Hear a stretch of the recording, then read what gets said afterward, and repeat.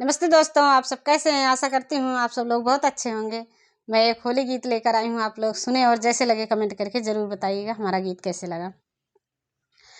गोरी बैठिया रे ओ गोरी बैठिया गने मानी मारी सजन घरे नाही।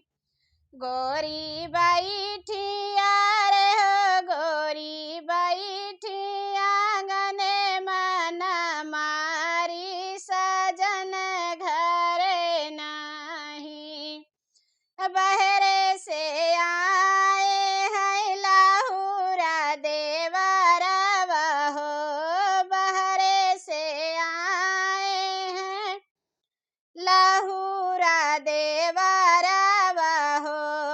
भौजी कहे बैठू अरे भौजी कहे बैठू तू माना मारी सजन घरे नाही।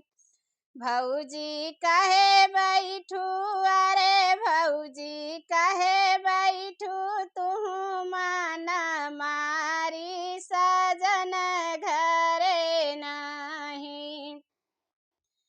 तोहरे त भैया देवरू गाए परदेसवा हो, तोहरे तऊ भैया देवरू गाए परदेसवा हो।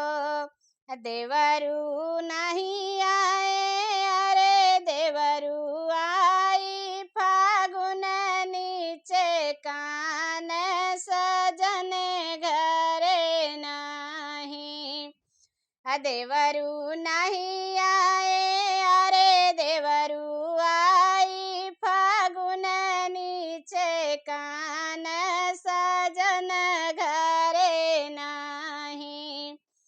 खेलौना मोरी भौजी रंगवा गुलालवा हो, खेलौना मोरी भौजी रंगवा गुलालवा हो।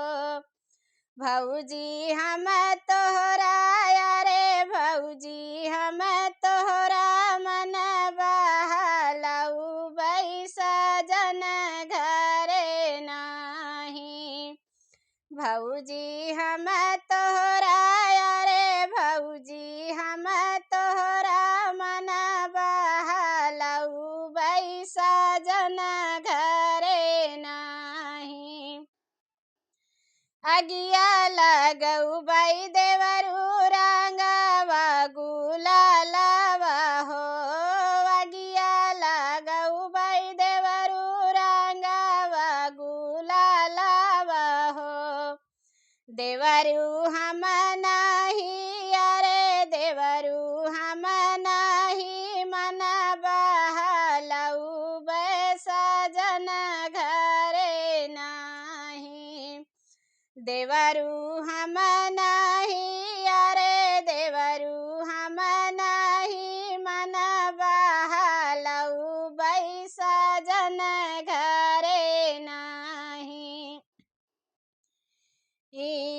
पकड़े हैं गाड़ी पिया पहुँचे भावनावा हो, पकड़े हैं गाड़ी पिया पहुँचई भावनावा हो। देवरू सजन संगे आहो देवरू पिया संगे खेलबै गुलाला तू है लाल चाय। देवरू पिया